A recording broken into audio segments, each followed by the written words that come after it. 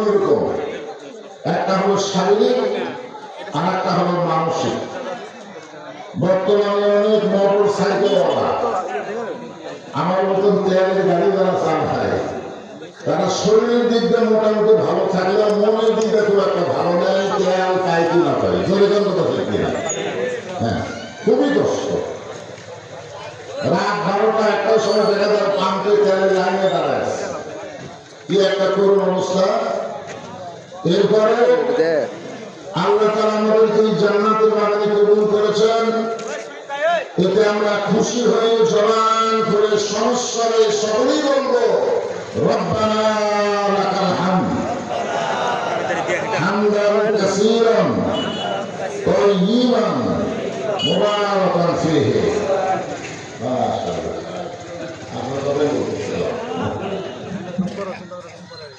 আল্লাহ প্রশংসা আমরা কেন করি? এর আগেও আপনাদের বহুবার বলার চেষ্টা করেছি, মনে আছে কি নাই? এই দুনিয়াতে আসার আগে আমরা একটা জগতের মধ্যে ছিলাম একটা জগৎ, এটা হলো কিতা। আমাদের ছিলাম এই ব্যাপারে কোনো সন্দেহ আছে? সন্দেহ নেই। সেই জগতের নাম হলো রুহের জগৎ, রুহু। ওই রুহের জগতে আমরা ছিলাম। বর্তমানে এক জগতে আমরা আছি, বর্তমানে এখনো যে জগতে আছি এই জগৎকে বলা হয় দুনিয়াবি জগৎ। এই জগৎ থেকে আমাদেরকে আর একটা জগতে যাওয়া লাগবে। সেই জগতের নাম আপনারা জানেন, সেই জগতের নাম কি? আখিরাতের জগৎ। তাহলে সর্বসাধারণের জগৎ কয়টা? একটাতে ছিলাম, একটাতে আছি, আর একটাতে যাব। খালি যাওয়ার জগৎ না থাকলে আমাদের মোশন বাড়ত, যাওয়া তো লাগতেছে না। কথা ঠিক কিনা? 3 তলা 4 তলা 5 তলা দরকার হলে যে ভাবি হোক 7 তলা 10 তলা বাড়ি করবো, আর উপরের দিকে চলে যাবো। সিঁড়ি দিয়ে না পারলে লিফট দিয়ে উপর দিকে উঠবো, কেন যাওয়া লাগতেছে না। কিন্তু যখনই বিশ্বাস করবেন যত তলায় বাড়ি করে উপর দিকে ওঠেন, আমি আপনার উপরে থাকবো না, আমাদের যাওয়ার জন্য নিচে নামা লাগবে। যেরকম কথা ঠিক না, খালি নামা লাগবে না। একতলা হলে তাও ভালো হতো। আমাদের যাওয়ার জায়গা হলো নিচতলা, যেরকম 2 তলা। তাহলে আমরা রুহের জগতে ছিলাম। ওই সময় আল্লাহ তাআলা আমাদেরকে লক্ষ্য করে, রুহগুলোকে লক্ষ্য করে একটা প্রশ্ন করেছিল, আলাস্তু বিরব্বিকুম, আমি কি তোমাদের রব নই? আমি কি তোমাদের রব নই? তখন যারাই বলেছিল বাবা, অলু বাবা, আপনি হলেন আমাদের রব। রুহের জগতে যারা রব বলে আল্লাহকে স্বীকার করেছে, দুনিয়ার জগতে আল্লাহ তাদেরকেই বাছাই করে করে মুসলমানের ঘরে কবুল করেছে। কারণ মুসলমানের ঘর ছাড়া অন্য ঘরে রবের কোনো খবর নাই। আমার কথাই বুঝলেন? মুসলমানের ঘর ছাড়া অন্য কোন ঘরে রবের খবর আছে? ভগবানের আছে, ঈশ্বরের আছে, গডের আছে, কিন্তু রবের খবর একমাত্র মুসলমানের ঘরে। সেই মুসলমানের ঘরে আমাদেরকে কে পাঠাইছেন? আরো জনগণকে পাঠাইছেন। কেন পাঠাইছেন? কারণ রুহের জগতে আমরা তাকে আগে স্বীকার করে রেখেছি। বলেন সুবহানাল্লাহ। এই যে আল্লাহ কোরআনে বলেন, ইসলামী দীনান ফালান ইউকবালা মিনহু, ইসলাম ছাড়া অন্য কোন জীবন ব্যবস্থা, ইসলাম ছাড়া অন্য কোন ধর্মকে যদি গ্রহণ করে, আল্লাহ বলেছেন কখনোই তা কবুল করা হবে না। মুসলমানের ঘরে জন্ম দিবেন আর মানুষের তৈরি আইন কানুন আপনি গ্রহণ করবেন, কোরআনকে শুধু তেলাওয়াতের মধ্যে রাখবেন, কোরআনকে আমার জীবনের পর্যালোচনা হিসেবে গ্রহণ করবেন না, এটাকে মুসলমানের জীবন বলা যায় না। এরকম বহু মুসলমান শুধু মুখে মুসলমানের দাবি করে চালনা করে বলেন, ওয়ালা তামুতুন্না ইল্লা ওয়া আনতুম মুসলিমুন, তোমরা মুসলমান না হইয়া মরিও না। তাহলে এক জগতে আমরা ছিলাম, এক জগতে আমরা আছি, এই জগৎ থেকে আমাদের যাবো। আল্লাহ বলতেছেন কি না হয়ে মনে না মনে করে শোনেন না কেন এদিকে এত গল্প এই গল্প করেছে এই গল্প গাড়িতে দেখছেন ভাব কিসের ভাব বসার বয়স হয়নি তো এদের বসার বয়স হয়নি এরা হলো কিশোর জ্ঞান জ্ঞান বলেন এদের কারণেই এদের বাপ মাকে জাহান নামে দেওয়া হবে এদের কারণে সন্ধ্যার সময় মুরগি ঘরের মুরগি উঠলো কিনা মেয়ে মানুষ লাইটটা খোঁজ করে দেখে আমার ঘরের মধ্যে সব হাঁস মুরগি উঠলো কিনা সন্ধ্যার সময় পুরুষ মানুষ গোয়া ঘরে খোঁজ করে দেখে গরু ছাগল উঠলো কিনা সন্ধ্যার সময় আর এখন রাত করা হবে এই সময় এদের বাপ মায়ের খোঁজ করে দেখা এরা কি গরু ছাগলের চাইতে দাম কম এরা কি হাঁস মুরগির চাইতে গুরুত্বহীন এত অর্থ যেই বাপমার সন্তানের খোঁজ খবর নেয় না ওই সন্তানের কারণে বাপমাকে জাহান নামে যাওয়া হবে এই সন্তানের কারণে এখানে বক্তা ওয়াজ করতেছে আর গল্প মারতেছে বৈশ্বর করে সরে চলে যাচ্ছে যা কারণ আমরা তো অবশ্যই জানি কোরআনের ওয়াজ দিয়ে কোনোদিন মানুষ হেদায়েত হবে না এটা আমরা জানি তো আমরা জানি না কিয়ামত পর্যন্ত বাংলাদেশে কোরআনের ওয়াজ হবে মানুষ হেদায়েত পাবে না হেদায়েত পাওয়ার সিস্টেম হলো আলাদা 12 তারিখে আগে আমরা বলেছিলাম সব জায়গা হলো শেষ আগামীতে দেখবো আল্লাহর কোরআনের বাংলাদেশ এটার মতো ঠিক না বলেছিলাম কিন্তু হইল এই জন্য মন চাই শোনেন না চাই শোনেন না এই জনিত অবস্থা এখানে একটা পরিবেশ থাকবে না এখানে ভলেন্টিয়ার দল থাকবে না যারা মাহফিল করতেছে অবশ্যই থাকা লাগবে এখানে যারা আসবে তাদের বসার ব্যবস্থা করে দেওয়া লাগবে মাহমুদ আসলে কোনো হইচই চলবে না আল্লাহ কোরআনে বলেছেন আপনারা কাফারু লা তাসমাউ লিহাদাল কোরআনি ওয়ালগাউ ফীহি লাআল্লাকুম তাগলিবুন যারা কাফের যারা বেঈমান তাদের চরিত্র হলো কোরআন শরীফ তোমরা শ্রবণ করো না কারণ কোরআন শরীফ শুনলে যদি কোরআনের বলে একবার চলে আসে তাহলে আবু জাহেলের দলের খতম হবে আল্লাহ নবীর দলের সংখ্যা বৃদ্ধি পাবে জনগণকে দেখে না এই জন্য মাহফিল কমিটিকে বলবো এই বাচ্চাগুলোকে হয় বসান না সাইড থেকে সরান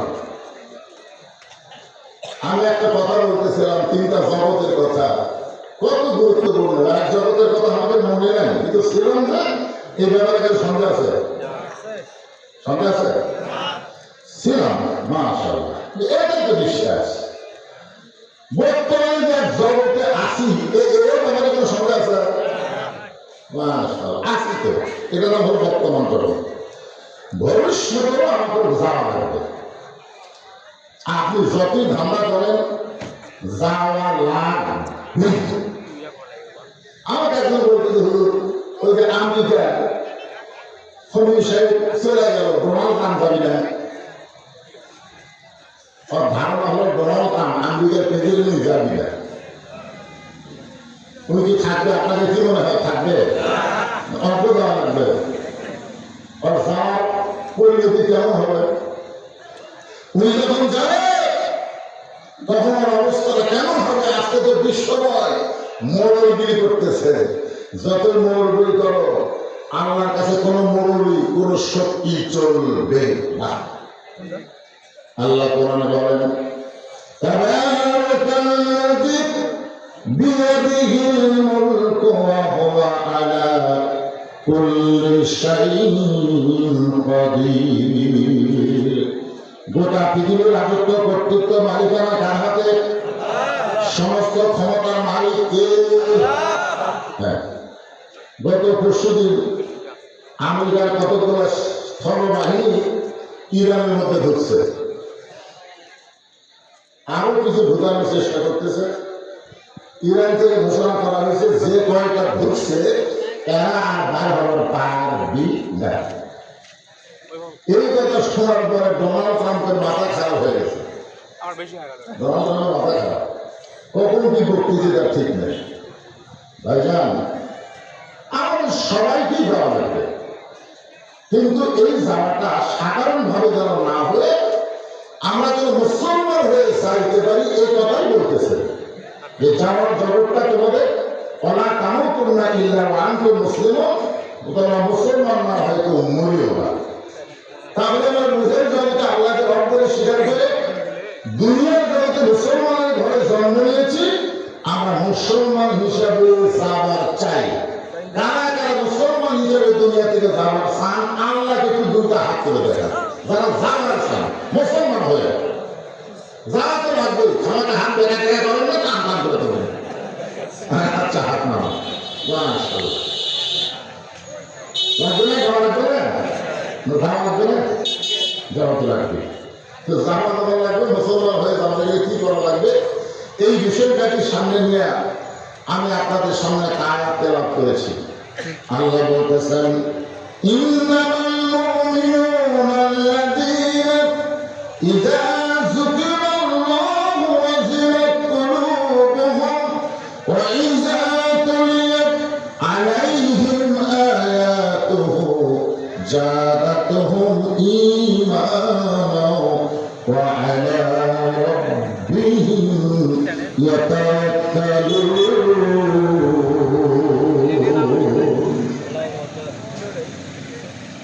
কোন জায়গায় আছে একটা লোক আল্লাহ করে। আসলে আমি যখন 11 সালে হজ করবার গেছিলাম তখন যদি এক লোক বুঝলেন শয়তান পাথর মারতেছে এক ঠেঙের উপর ভরতে, যারা হজ করছে তারা জানে ওই জানলাতে গিয়ে শয়তান পাথর মারা লাগে, একটা এরকম থম আছে, এই থম এরকম এক ঠেঙের পাথর করে পাথর মারতেছে, বুঝছেন? আমি বললাম কেন ভাই এই করে এক ঠেঙের উপর এক পা তুলে তুই এত সময় পাথর মারতেছিস কারণ কি? বলে হুজুর শয়তানকে ঘুরে মারা লাগবে, তার সাথে লাগবে না। আমি বললাম এখানে শয়তান কোথায়? তুই একটা পাথর মারতেছিস একটা থমের উপরে, এখানে শয়তান কোথায়? ওরা শয়তান মারে। আমি বললাম না, ওটা তো শয়তান না, এটা একটা হুকুম, আর সেই হুকুম পালন করার জন্য এখানে পাথর মারা লাগে। আমি বললাম ভাই আমি একটা কথা শুনলাম, বলে কি যে আপনি নাকি হজ করার আগে রেস্ট বসে গেছিলেন, তো আমার বলতেছে আপনি কার কথা শুনবেন? ভাই এটাও শুনলাম আপনি ছেলেকে 16 বিঘা জমি দিয়েছেন, মেয়েকে নাকি 1 বিঘা দিয়েছেন, শুনবেন? আমি তোমার পাগলা ওই জায়গায় পাথর না মারে টুকি মার, কারণ শয়তানের কি হলো বড় শয়তান কোরআনের ফরজকে অস্বীকার করে নিজের ইচ্ছা মতো বর্তন করে, সে তো মানুষ শুধু শয়তান হয়ে যায়। যারা মানুষ শুধু শয়তান তারা কোনদিন আল্লাহু আকবার এই শব্দ উচ্চারণ করতে পারবে না।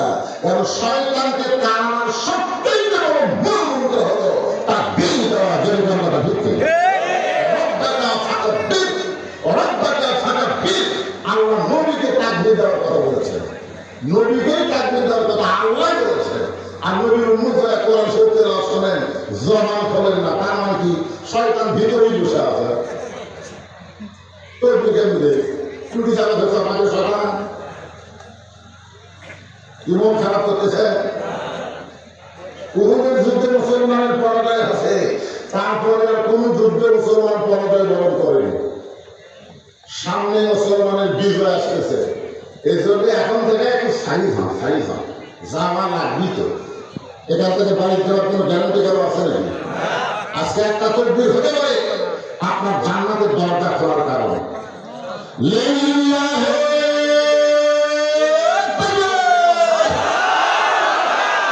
দেখেন তো পারেন তো আপনারা, তারা নিজের শক্তি আল্লাহ মুমিন কারা? আল্লাহ বলতেছেন তারা মুমিন। পাইকারি হারে সবাই তো মুমিন না, অনেক মানুষ নামাজ পড়াও মুমিন না, জানেন আপনি? নামাজ পড়তে কিন্তু ঈমান দেন না। আল্লাহ কোরআনে বলেন অমিনান নাসি মান ইয়াকুলু আমান্না বিল্লাহি ওয়া বিল ইয়াউমিল আখির ওয়া মা হুম বিমুমিনিন। আল্লাহ বিশ্বাস করবে, শোনেন, আল্লাহ বিশ্বাস করবে, আখিরাতে বিশ্বাস করবে, এরপর আল্লাহ বলতেছে তারা মুমিন নয়। তাহলে মুমিন যদি না হয় তাহলে তারা কি? মুমিন যদি না হয় তাহলে তারা হবে মুনাফিক। আপনারা বলেন তো মুনাফিক জাহান্নামের উপরে থাকবে না নিচে থাকবে? নিম্ন স্তরে থাকবে। রাসূল বলেছেন কাফেরের উপরে থাকবে, উপর থেকে কাফেররা পেশাব পায়খানা করবে, আর নিচে থেকে মুনাফিকেরা পেশাব পায়খানা খাবে। সাহাবারা বলতেছে যে বদমাশ মুনাফিক কোন দল থেকে বের হবে? আর রাসূল বললেন ইহুদির মধ্যে কোনো মুনাফিক নাই, খ্রিস্টানের মধ্যে কোনো মুনাফিক নাই, কাফেরের মধ্যে কোনো মুনাফিক নাই। মুনাফিকের আবাদ হবে মুসলমানের ভিতরে। বর্তমান আমাদের বাংলাদেশ গোটা পৃথিবীর ভিতরে মুনাফিকের সবচাইতে বড় দেশ। মুখের সাথে কথার সাথে কাজের মিল নেই। খুব খেয়াল করবে, আমরা মুসলমান হয়ে মারা যাবো, কি কাজ করলে মুসলমান হয়ে মরবে, এই জন্য আল্লাহ বলতে যে মুমিন তারা। সবাই মুমিন না। মুমিনদের এক নম্বর বৈশিষ্ট্য হলো ইযা যুকিরাল্লাহু ওয়াজিলাত কুলুবুহুম। এই মুমিনেরা যখন আল্লাহর জিকির করবে তখন তাদের অন্তরের মধ্যে কম্পন সৃষ্টি হয়ে যাবে। আপনারা কি আমার কথা শুনতে পাচ্ছেন? এটা কোন জিকির? আজকে তো বাংলাদেশ জাকির বাটি আছে, জাকির বাটি। এখানে আল্লাহ কি বলতেছেন? ইযা যুকিরাল্লাহ ওয়াজিলাত কুলুবুহুম। কুলুবুহুম বলতে অন্তর শোনো। তো এখানে আমাদের বাংলাদেশে আপনাদের এই আটটা এলাকা আছে কিনা? তো আমাদের গোবর কেউ আছে। আমার দয়াল বাবার দরবারেতে কেউ ফিরে না খালি হাতে। এরকম একটা পাখি আছে, নাম হলো জাকির পাখি। ধরে কেন কি পাখি? হ্যাঁ, আপনার বলতে এখানে জিকির কথা বলা হচ্ছে। এই জিকির কিন্তু এই জাকির পাখির জিকির না।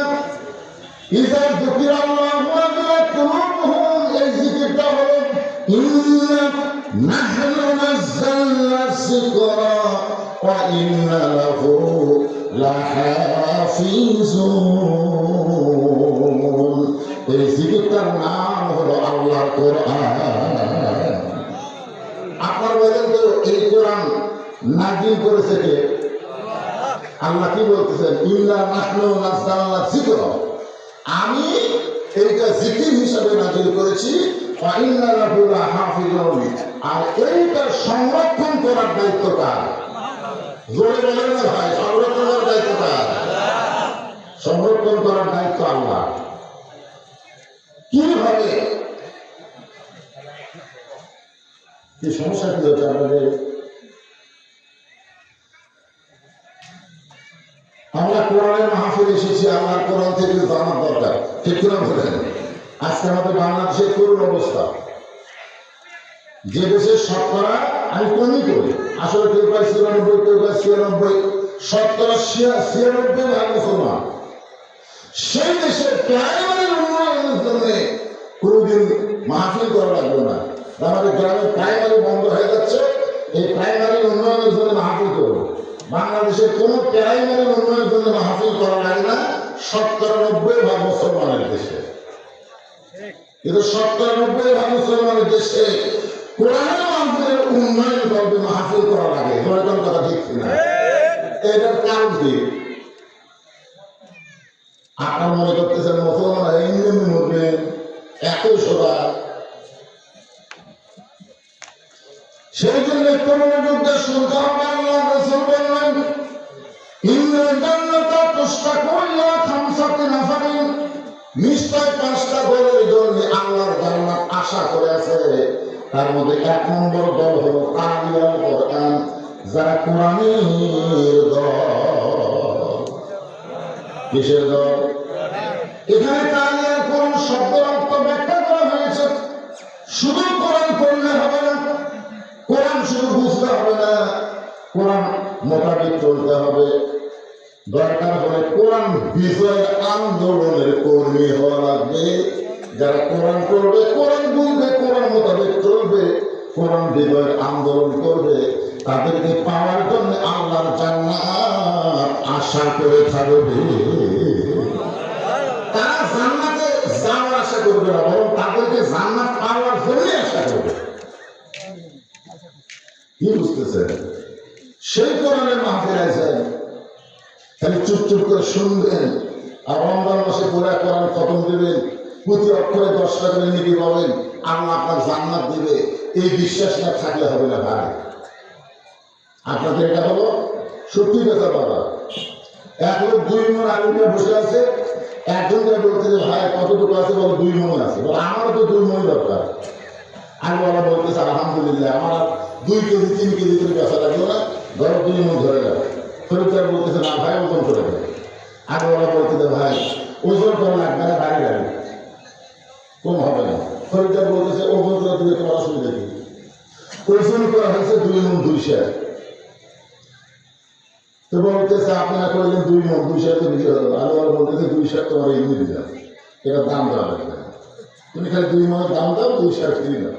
তো তখন ব্যাগের মধ্যে 2 সের কিনে বলতেছে আজকের মতো 2 সের নিয়ে দিলাম, আজকের মতো 2 সের দিলাম, 2 মণের দরকার নাই। আপনারা বলতে আলু দিবি না পিছন দিবি? এরে পাগল, তুমি 2 সেরের সম্পর্ক হলো 2 মণের সাথে। 2 মণ যদি না নেই 2 সের খাওয়া পাবি না। আজকে কোরআন তেলাওয়াত করে খুচরা করে খালি 10 টাকা দিয়ে ধান্দা করতেছেন, আর কোরআন মোতাবেক চলার চিন্তা করতেছেন না। এরাও কোনোদিন এই 10 টাকা দিয়ে পাবে না যতক্ষণ পর্যন্ত 2 মণ আলুর মতন আল্লাহর কোরআনকে বাস্তব গ্রহণ না করবে। জনগণ কথা বুঝতে না, কোরআনকে গ্রহণ করা লাগবে। এই কোরআন গ্রহণ করলে মেয়ে মানুষ আছে নাকি? সাইডে মহিলা আছে, কত সিরিয়াসলি করতেছে।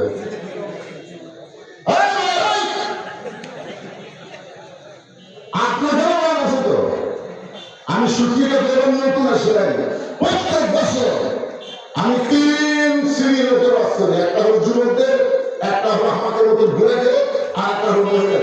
ঠিক না বলেন? আমাদের মধ্যে সব খাওয়া আছে, কোনো খাওয়া আছে যে গাড়ি গোস্ত খাবেন তারা গোস্ত আছে, মুরগি আছে, সব আছে।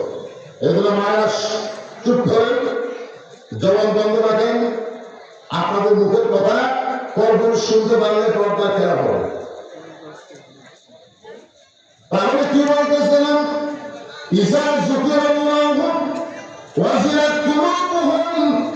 এই কোরআনের জিকির যখন কেউ করবে তখন আল্লাহ তাআলা তার অন্তরের মধ্যে কলকলানি শুরু করে দেবে।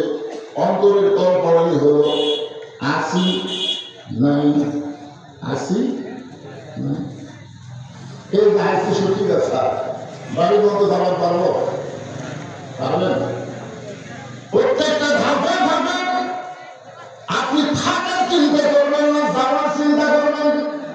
প্রত্যেকটা নিঃশ্বাসে প্রশ্বাসে আপনি বিশ্বাস করবেন আমার যতটুকু হায়াত ছিল সে হায়াত থেকে আমার 1 ঘন্টা কমে গেল। রাত যখন এখন বাজতেছে 11:15 বাজতেছে, আজকে আমার হায়াত থেকে রাতে 11:15 পর্যন্ত শেষ হয়ে গেল। 1 মিনিট পরে আবার 1 মিনিট শেষ হয়ে গেল, 1 ঘন্টা পরে 1 ঘন্টা শেষ হলো, 1 রাত পরে 1 রাত শেষ হয়ে গেল। আমি যতটুকু হায়াতকে দুনিয়াতে এসেছি সেখান থেকে আমার অন্তরের মধ্যে এমন একটা চিন্তা হবে, কল্পনা হবে, প্রতি সেকেন্ডে সেকেন্ডে মিনিটে মিনিটে ঘন্টায় ঘন্টায় আমি মৃত্যুর দিকে হাঁটতেছি। কথা বলেন না কেন যুবক? তোমরা মনে করতেছো আমরা যুবক? আমি কি তোমাদের মতন যুবক ছিলাম না? আমি কি তোমাদের মতন যুবক ছিলাম না? তোমরা কি আমার মতন পুরো হবে? চিন্তা করতে হবে প্রত্যেকটা ধাপে ধাপে, প্রত্যেকটা মিনিটে মিনিটে, আমি আমার হায়াতকে শেষ করে আমি অন্ধকার কবরের দিকে হাঁটতেছি। আল্লাহ বলতেছে চিন্তা লাগবে না, সে আয়াতটাই তো তুলে ধরেছে। وَإِذَا تُلِيَتْ عَلَيْهِمْ آيَاتُهُ زَادَتْهُمْ إِيمَانًا। মুমিনদের 2 নম্বর বৈশিষ্ট্য হলো এই কোরআনকে যখন তারা তেলাওয়াত করবে, এই কোরআনকে যখন তারা গ্রহণ করবে, তখন আল্লাহ তাআলা তাদের ঈমান বাড়ায়া দিবে। একজন আল্লাহর বান্দা নাম হলো মীর কাসিম আলী।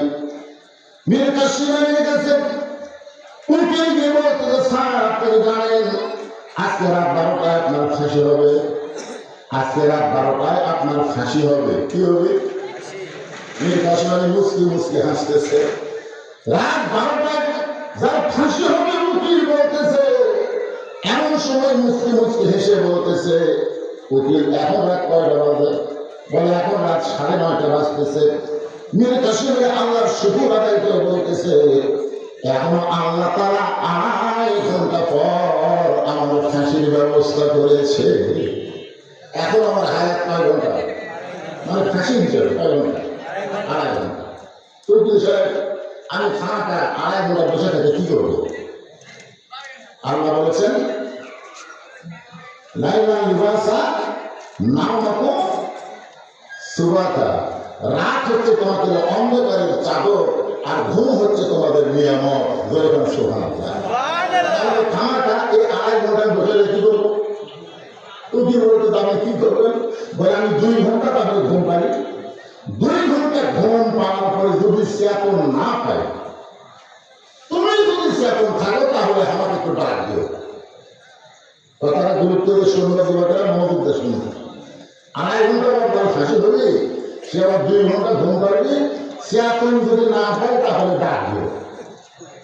উকিল মনে মনে চিন্তা করে, এই ফাঁসির চিন্তা পাগলা হয়ে গেছে, এর কাছে গল্প করে কোনো লাভ নেই। উকিল মন খারাপ করে যখন বাইরে যায়, যে 2 ঘন্টা পার হয়েছে উকিল চিন্তা করতেছে, লোকটার 2.5 ঘন্টা পর ফাঁসি হবে, তার তো 2 ঘন্টা চলে গেল, আর মাত্র 8 ঘন্টা আছে, দেখি তো লোকটা কি করে। উকিল ফাঁসির কন্ডেন্সারের মধ্যে ঢুকে দেখে মীর কাসিম আলী নাক ডাকে ঘুম পাড়তেছে। কি রে, এটা কি সাধারণ ঘুম? উকিল ঘড়ির দিকে তাকা দেখে 8 ঘন্টা পরে যে মানুষের ফাঁসির মঞ্চ প্রস্তুত হয়ে গেছে, 8 ঘন্টা পরে তাকে ফাঁসি দেওয়া হবে, আমি নাক দেখা ঘুম পাড়তেছি। মানুষ কেন 5 ঘন্টার সঙ্গে সঙ্গে মীর কাসিম আলী চেতন পায়, বলে ভাইজান আমাকে ফাঁসির সময় হয়েছে। বলে না স্যার, এখন 8 ঘন্টা দেরি আছে। আলহামদুলিল্লাহ, এখন 8 ঘন্টা দেরি আছে। আলহামদুলিল্লাহ, ওযু করে 2 রাকাত নামাজ পড়ে কোরআনের সূরা নূর আর মুজাম্মিল তেলাওয়াত করে ফাঁসির কন্ডেন্সারের মধ্যে সবচাইতে ভালো যে পাঞ্জাবিটা ছিল, ওই পাঞ্জাবিটা পরার পরে চিরুনিকে মাথার চুল হাসড়ে বলতেছে, দেখো তো উকিল আমাকে কেমন লাগতেছে, দেখো তো উকিল আমাকে কেমন লাগতেছে। উকিল কামদের বলে, স্যার এখন আপনাকে ফাঁসির মঞ্চে যেতে হবে, আপনার ফাঁসি হবে, আর আপনি এমন করে পাঞ্জাবি করে চুল হাসড়ে আপনি কোথায় যাবেন? আপনি কি শ্বশুর বাড়ি যাবেন নাকি? আপনার ভিতরে যাওয়ার কোনো টেনশন নাই।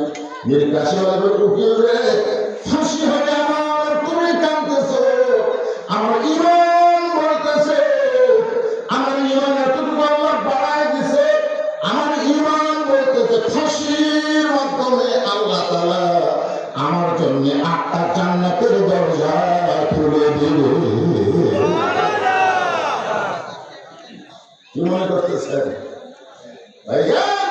ওয়াইদা কুলিয়াত আলাইহিম আয়াতুহু জাদাতুহুম ঈমানান, এই কোরআনের সঙ্গে যাদের সম্পর্ক থাকবে আল্লাহ তাদের ঈমান বাড়ায় দেবে, তারা বিশ্বাস করবে থাকার চাইতে যাওয়াই ভালো। এই জ্ঞানজনে বাংলাদেশে থাকার চাইতে ঈমান নিয়ে কি হবে?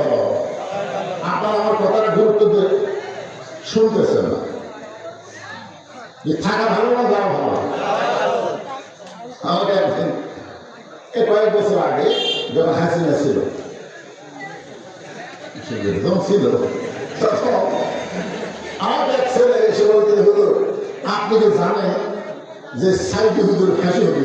আমার বলেছে, এই বললাম ভাই ফাঁসি তো হবে না, ফাঁসি রায় দিয়েছিল, সেটা আমার যাবজ্জীবন আছে, মানে মরা পর্যন্ত জেলখানা থাকা না। হুজুর রায় পাল্টে যাচ্ছে, আমি জানেন না। আমি কোনো রায় আবার পাল্টাচ্ছে জানেন না, সামনে সব আন্দোলন করতেছে সাইডে হুজুর ফাঁসির জন্য। আপনি শোনেন না? আমার মনে হয় যত রাস্তা হুজুর ফাঁসি আটকাতে পারবেন না। এই কথা শুনে আমার মনটায় খুবই কষ্ট লাগলো। কারণ আমরা যত বক্তা অধিকাংশ বক্তা কিন্তু আল্লামা সাইদুল হুজুরকে অত্যন্ত মহব্বত করি ধরে কথা বলছেন। তখন বললাম ভাই চল চা খাই, চা করে নিয়ে যে চার দোকান রাতে বললাম 2 কাপ 3 কাপ চা খাও। তো চা বলতে যদি আপনার মানুষ হলেন 2 জন আর চা 3 দেখেন, তাহলে আমি সবাই 1 কাপ আর 2 দেখি। কি বলে হুজুর আমার 2 দেখেন, এত বড় একটা খুশির খবর দিলে সাইদুল হুজুরের খুশি হবে, এই জন্যই তোমার চা দেবো। ওই যখন চা খাচ্ছে 1 কাপ খায় 1 কাপ নিবে, তখন আমি বলতে ভাই জান সাইদুল সাহেবের ফাঁসি হবে এটা শুনে আমাকে বললে, কিন্তু তোমার যে মৃত্যু হবে, যে বলছে তোমার মৃত্যু হবে তখন চুপ করছে, তখন চুপ করবেন। হ্যাঁ আমার তো সাইদুল ফাঁসি চিন্তা করতে করতে আমার নিজের মরার কথাই তো শেয়ার পাগলা। তোমরা যারা অন্যের ফাঁসি চিন্তা করো যে অমুকের ফাঁসি হবে, অমুকের ফাঁসি হবে, অমুকের ফাঁসি হবে, কিন্তু তুমি বলো তো ফাঁসির কিন্তু একটা সময় আছে। যে আমি কাশ্মীরের গল্প করলাম রাত 12টায় সময় ফাঁসি হবে, কিন্তু যারা মরবি তাদের কোনো সময় আছে।